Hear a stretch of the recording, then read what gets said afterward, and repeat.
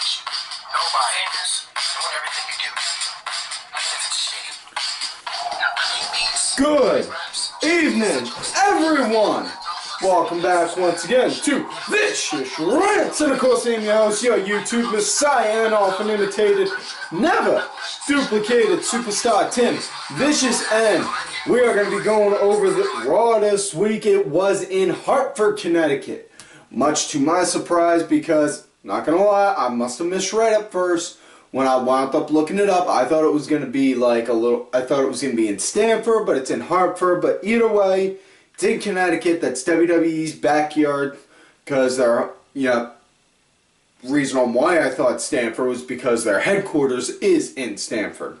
Which, I may or may not have visited once or twice, having a dealing with Vincent Kennedy McMahon. Moving forward, Raw starts out with Shane McMahon coming out announcing again for the 4th week in a row that he was in charge of Raw. And so yeah, his match with Undertaker officially, and I mean officially now, is the equivalent to seeing a Judy Bagwell on a forklift match. Because of the simple fact of, for 4 weeks, an entire month after the man put his life on the line and put his body and his life on the line, given that jump he took in a match against Undertaker, lost and was still given permission to go and run and be in charge. Yeah, he got to run Raw again.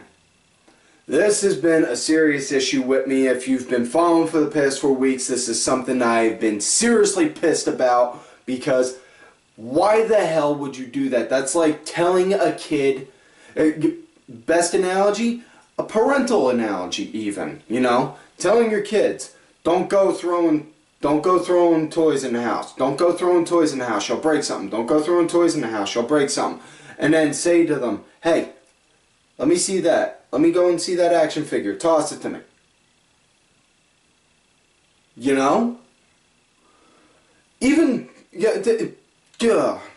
Anyways, Shane comes out, talks about on how he's ushering in the era of change, but let's call a duck and a spade.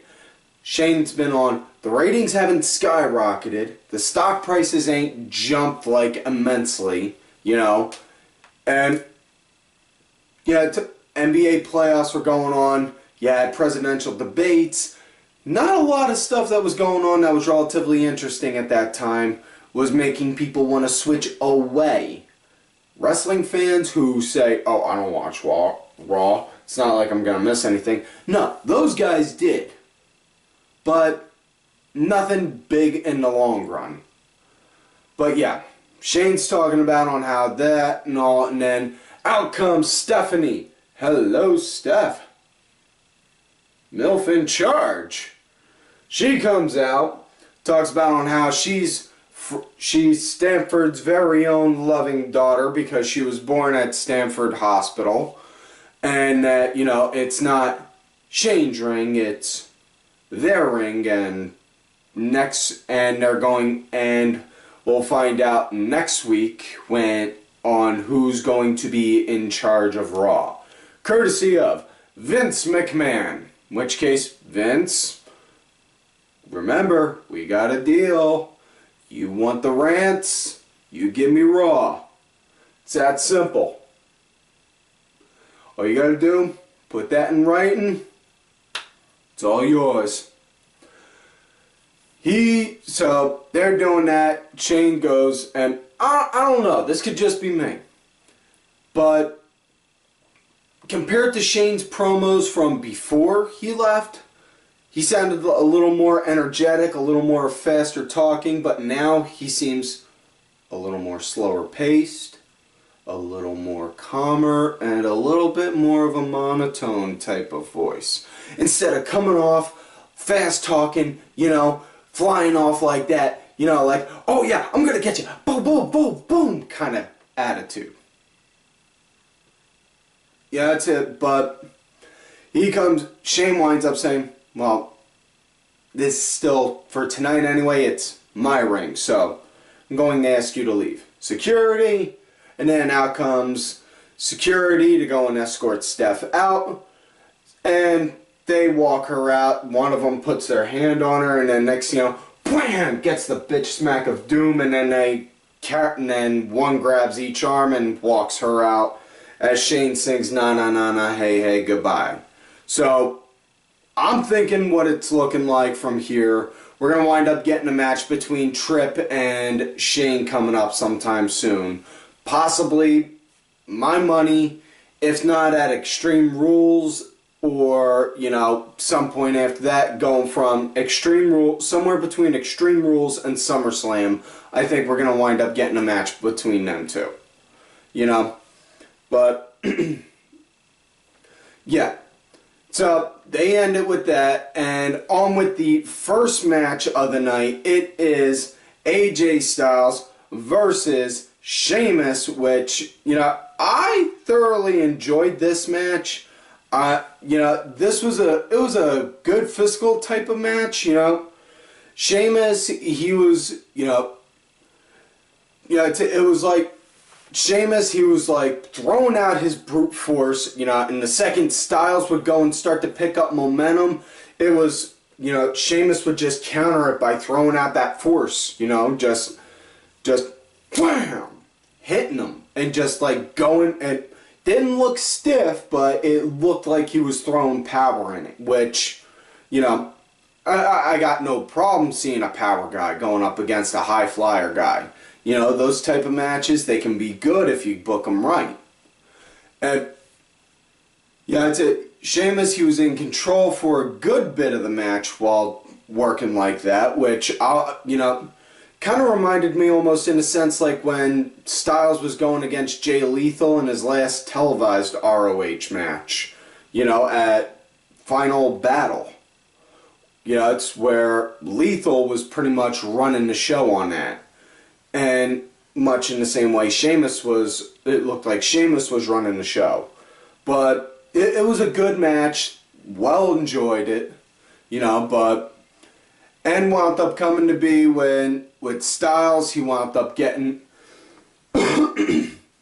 Styles wound up getting the win, doing a roll-up, so, and you know, I can't really argue because when you got a small guy like Styles, and I'm not saying a small guy as an insult. You got a small guy like Styles going up against a big guy like Sheamus who's like 6'6", and Styles is like, I think, 5'8" or 5'10". So, you know, that's like a good bit of difference height-wise. You know, you got to have them go and try and win like that, because if, we'll just say for the hell of it, while it would have been cool to see Styles win with the Styles Clash, or the Calf Killers, or the Forearm, it wouldn't have given as much of a small guy beating the larger dominant guy kind of feel. You know? But yeah, next match up. This was a match definitely looked forward to seeing. It was the Ow! That never happened before. Let me try saying that again. The Ow! Oh, man. It happens now. I think that's going to be... Damn it! The damn Usos wound up cursing me. Say their name enough times and you wind up getting hurt like them. Usos versus Anderson and Gallows. Yeah, I saw these guys before back at GFW back in July. These guys are phenomenal. They are great athletes. Hell, awesome cats too. You know, Karl Anderson even actually asked me to take a picture of him with my dad. That's on how cool that was. You know, but Anderson and Gallows, they came out and they were in that, and they just, they came out. They looked like they were in their in their Bullet Club gear, you know. But the music, It was good. It was like a little weird Bullet Club remix sort of sounding, but man, the Usos just got freaking manhandled like you wouldn't believe. I mean, it was like seeing a 10-year-old go up against somebody who like does 600-pound deadlifts. You know? It was just, they were just beating them unmercifully. It's not to say the Usos didn't get their fair share of shots in, but they did, but god damn. They freaking beat them stupid. Which is saying something because, you know, they call each other Us and they constantly call Roman Us. I think they got beat up so much that they can't tell which one's Uso 1 and which one's Uso 2, so they just call everyone Us. But yeah, match wound up coming to an end when Anderson and Gallows wound up hitting a magic killer and they got the 1, 2, 3 from there. After that, they proceeded to continue to beat the shit out of the Usos, and then Roman came down to go and break it up. Roman cleared the ring, and then they walked off. Next matchup, we got Sami Zayn versus Rusev, which, all for this because this, like ye old NXT days. I don't necessarily remember if these two ever squared off back in NXT, but the fact that these two are NXT guys is what I'm referring to. But oh, yes, this was good. You know, I definitely like this. This had a very good pace to it, you know. It was good back and forth with Rusev leading, much like in the same way on how on the same way Sheamus was with Styles, you know. But that and freaking Lana, thing confused me about with Lana, though. She's coming out now dressing up like if she was with Dolph Ziggler again, in which case, Lana, honey, listen, I know in about 10 years, you know, we're going to wind up getting married for about a month and then you're going to divorce me because I'm going to wind up driving you batshit crazy. But until then, please, don't dress up like that. You're way better than that. Getting back in the business suits, honey. We need you in that. You got to show class, not ass. Well, maybe just a little ass, but that's neither here nor there. Ed, can we edit that? No? Well, seriously? We're going to include this part also. Screw you guys. Man, I don't even have control of my own show anymore. Damn. Anyways, back to the matter at hand. This was a decent match. You know, it said Sami, he wound up, you know, Sami, he worked really good with him. And this was also the build-up between the match going with Zayn and Owens at Payback, in which case, if you're not familiar with the history of Sami Zayn and Kevin Owens, after you're done watching this video, or wait until after I'm done this explanation, then pause it and open up a new tab or window and look it up. Look up El Generico versus Kevin Steen, and just trust me, the history there will write itself, because in the immortal words of Kevin Steen, you and I, we're destined to do this forever. That sums it up right there. These two guys work with each other as amazing as Mick Foley and Terry Funk. No lie. And just like the old saying goes, it is true. The better the friend you are with somebody in a ring, the harder you're going to hit. Trust me, I know that from first-hand experience. But yeah, back to the matter at hand with Zayn versus Rusev. This was good. You know, and the match wound up coming to an end. Rusev, he was in control for a good while. Rusev wound up getting everything set up to go do the accolade, stomped on his back, and then just kind of looked around like, like he was all cocky and arrogant. And then Zayn wound up wiggling himself out just as Rusev was about to wrench it in. And then wound up, I think he like popped him in the back of his knee to make him buckle down, and then got him in a roll-up for the 1, 2, 3, which again, you know, little guy having to do that to go and get the win. can't really argue, you know. Big thing, though, was afterwards, I think, Lana, she threw her shoe at Zayn, but I think Zayn flipped her off. Not sure, but after that, Owens proceeded to go and beat the crap out of Zayn right on the entry ramp. You know, to help send a message. So, yes, this is definitely a match, you know, been waiting for. Definitely looking forward to this one coming up at Payback. These two guys, if they don't steal the show that night, then I don't know what will. Now, next matchup, we got Stardust versus Apollo Crews. And this one, I was kind of actually relatively shocked on because, excuse me, they kind of broke like the fourth wall in a sense because Crews, he was getting interviewed, Stardust came over, said something to him, and then Crews wound up mentioning on how he's Cody and on how his dad, Dusty, Dusty Rhodes, he make his dream, who's the son of a plumber, wound up helping build Apollo up, and he even said, he even gave me the name. Just kind of like, okay, no, K-Fab's dead, but to the 9 and 10-year-olds that don't quite understand that K-Fab's dead, you really want to tell them that that's not your name? That's just kind of my thinking on it, but I don't know. But yeah, it was a pretty good pace for a match. I mean, it was good for what it was. It was just a little time chewer. It was something to chew the clock for a minute. Which case, hopefully we don't see this stretched out because this is really nothing more but a made-for-TV feud. A lot much like the last bald, muscular guy that went against Stardust. I hope this feud ends better than that one for him.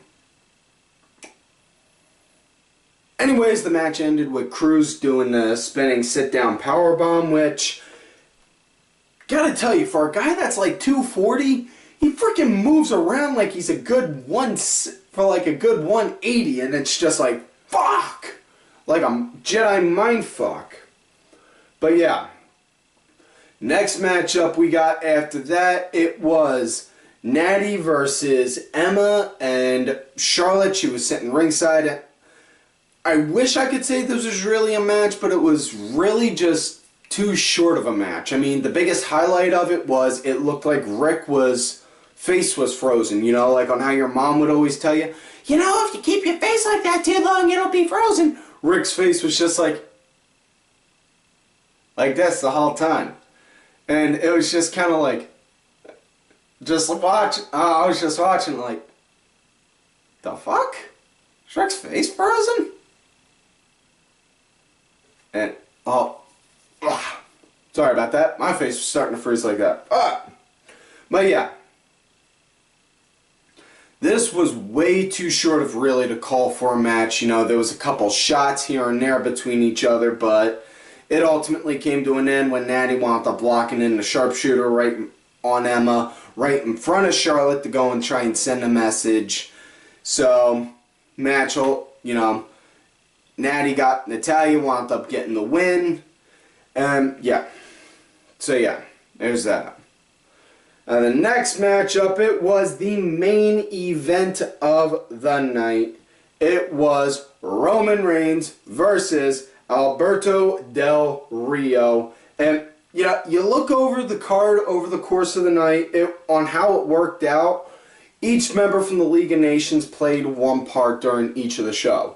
You had Sheamus starting off the show, you had Rusev working the middle, and then you had Del Rio closing it. So in a way, it kind of makes it look like the League of Nations was pretty much running the show, as far as like wrestler-wise, But as far as what this goes, this was kind of bland.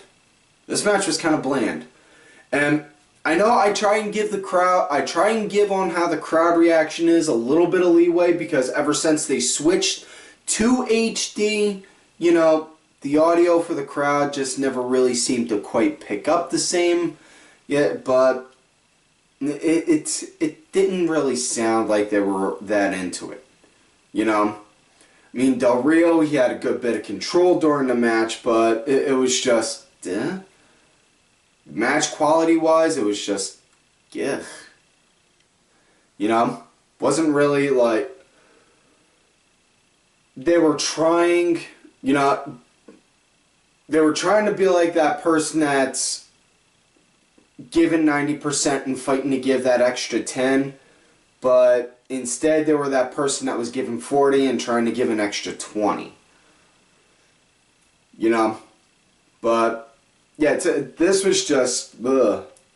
You know, match wound up coming to an end when, you know, Roman, he was starting to pick up some momentum when Anderson and Gallows' music came on, and they stood at the entryway, and then Roman, he turned around, Del Rio went to go do a roll-up, he kicked out, Roman rolled back, and then, boom, hit him with a spear and got the 1, 2, 3 right after that. And then, right after that, Anderson and Gallows proceeded to run down to the ring and stomp a mud hole in Roman. After that, Styles wound up coming down, pulled him off, like, whoa, whoa, go, we're good. Left it at that, turned around, next thing you know, wham, Superman punched. Roman Superman punches AJ. And then, yeah, Anderson and Gallows, they proceed to go and beat him up again. And then Styles hits him with the forearm, and then that was it. So all in all, total score for this week's Raw, I would say a good 6.5 maybe. And that's it for this week's show, folks. So, like all normal, please do not forget to like the video, subscribe to the channel, go back, watch the other episodes. Look for me on Twitter at Tim Vicious. Make sure y'all look for my other account, Tim_Vicious. Also, do not forget to follow all of these cool-ass cats right here on Twitter. Vicky Earls, I am Danny Sunday, Axel Mulligan, Sunday Segway, Simply Sabrina, WWE Grandpa, Aaron_Deborah, my executive producer, who did also provide the music for this week's show, Oliver Ben. His music is out there on Spotify, iTunes, and such. The details on that are in the description box, as well as my client, who was as happy as I was because of the fact Ryroyd wasn't on this week's episode of Raw. Bronx bitch forever. And folks, like I always tell y'all, you love me great, you hate me, fuck yous.